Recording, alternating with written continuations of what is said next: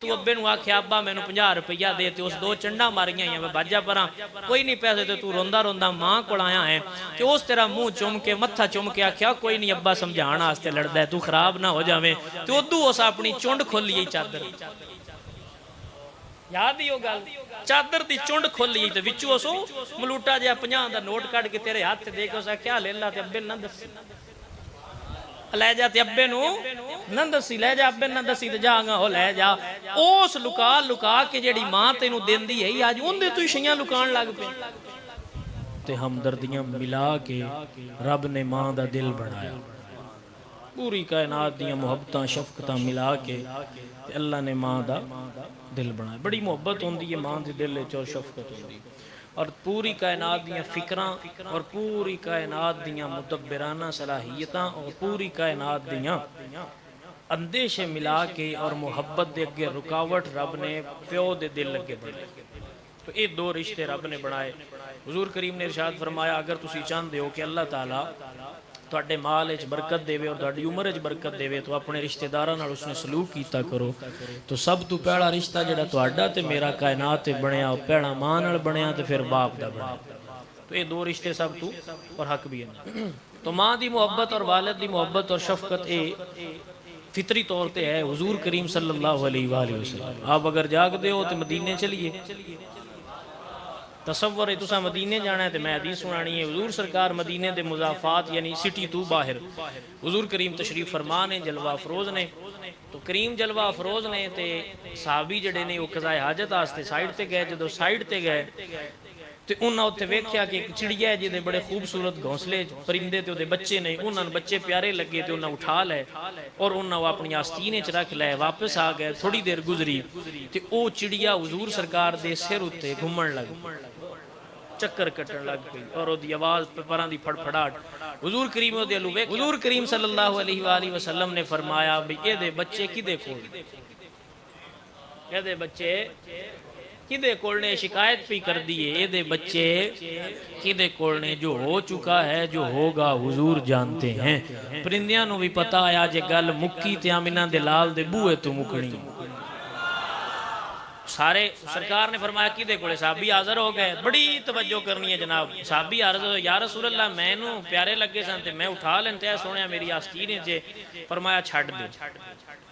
हूँ आज़ाद दे कोल गए तो मां परां विच ले लै ते एक दियां चूंचां बच्चियां दियां मां दियां चूंजां दे विच रलन लग पईयां। वो चूंजां एक दूजी नाल उदू पर रलाण लग पे ते साहबा वेख के उन्हां दियां अखां नम हो गईयां। ते सरकार फरमाया इहदी मुहब्बत वेख के ताज्जुब करदे हो कि या रसूल अल्लाह बड़ी प्यार है इस मां नूं अपने बच्चों नाल। हुजूर फरमाया ताज्जुब ना करो, तुहाडा रहमान रब तुहाडे नालों इहदे नालों वध के प्यार करदा।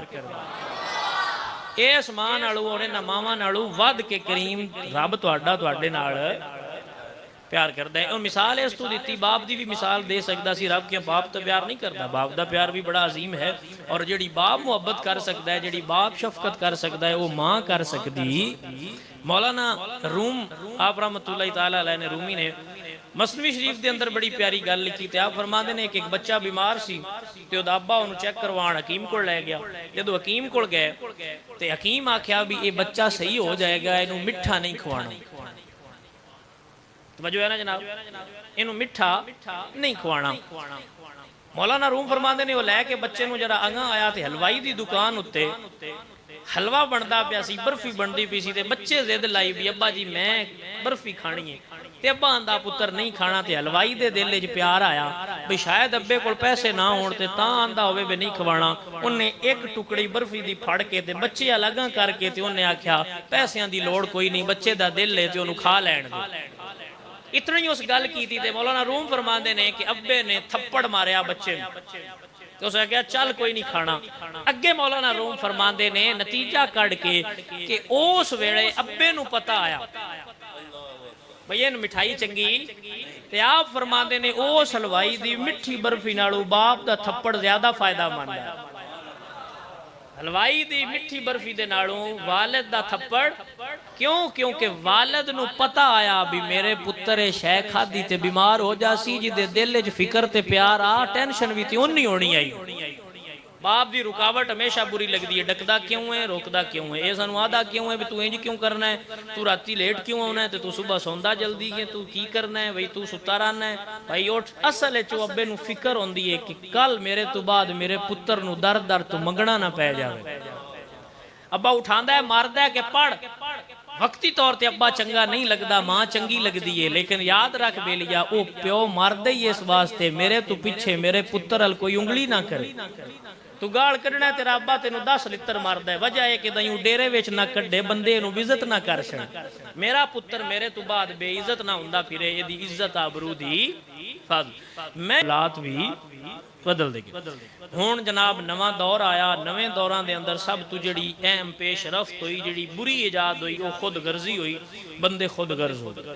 हुण असीं सारे खुद गर्ज हाँ। सब तो पहला सानू पता हुंदा है अग लगी है, चलो असीं ना सड़िए, कोई होर ही सड़ जावे, असा ना सड़िए, बिरा सड़ जावे, बहन सड़ जावे, भतरीजा सड़ जाए, पुत्र सड़ जाए, असीं खुद गर्ज हुंदे जाने। हर किसी का खुद गर्जी का दर्जा अपना। हुण ਜਿਹੜੇ ਸਾਡੇ मालदार तबका है या मम्मी डैडी तबका है वो ये आंदे ने कि शाह जी मैं अपने अब्बे नू हज करवा छड़िया है, मैंने डैडी को हज करवाया है तो मैंने मम्मी को भी हज करवा दिया है, तो अब मैंने वो जो कर्ज था वो तो मेरा अब्बा बीमार सी, मैं 55 लाख वो बिस्तर ते ला छड़िया है, मैं मां बीमार आई तो उन्हें 20 लाख रुपया वो दवाई ते ला छड़िया है। शाह जी मुड़ मैं तो अपने आलू कर छड़िया है, तो फुलां फुलां मैं वो भी कर छड़िया, मेरी मां आख्या तो मैं उत्थे इन्ने पैसे दे छड़े, मेरी मां इंज कीता तो मैं मान, तो असी पैसे ला के मैं मान गड्डियां ते लै गया, तो मैं लै आया, तो इनू बड़ा कम समझने आओ तुहानू मक्के दे बाजार च लै जावां। ते मेरे हजूर सरकार दे साहबी जिन्ना मोढे ते मां नू चाया है, ते हुण ते एसी भी लगे ने, थल्ले पत्थर फरश संगे मरमर लगा है, उस वक्त भी कोई ना आया, और खारदार रावां सन, और जनाब एसी भी कोई ना, ते अरब दी गर्मी आई शदीद, ते मोढे ते चा के मां नू पूरा हज करवा के हज मुकम्मल होया। ते पता नहीं साहबी दे दिल च की ख्याल आया कि दौड़ दे हजूर दी बारगाह च सुनिया मैं मुड़ अपनी मां दा कर्ज ला नहीं छड़िया।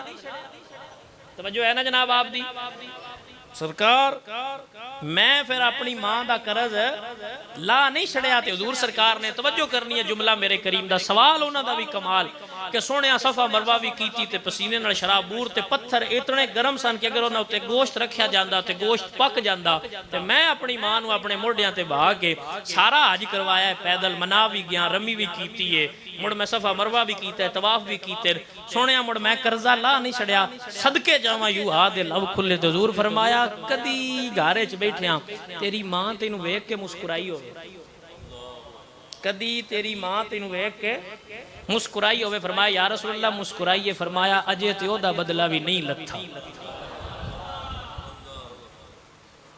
जनाब कुछ समझाना चाहना आपको कुछ चीज़, आप बह जाओ भाई प्यारे थले थले भाई थले बह जाओ ना, फिर मेरे बयान तो भैना तुसां सारे करने सन, जिथे हो उत्थे बौन उठे बंदा कोई। तवज्जो है ना जनाब।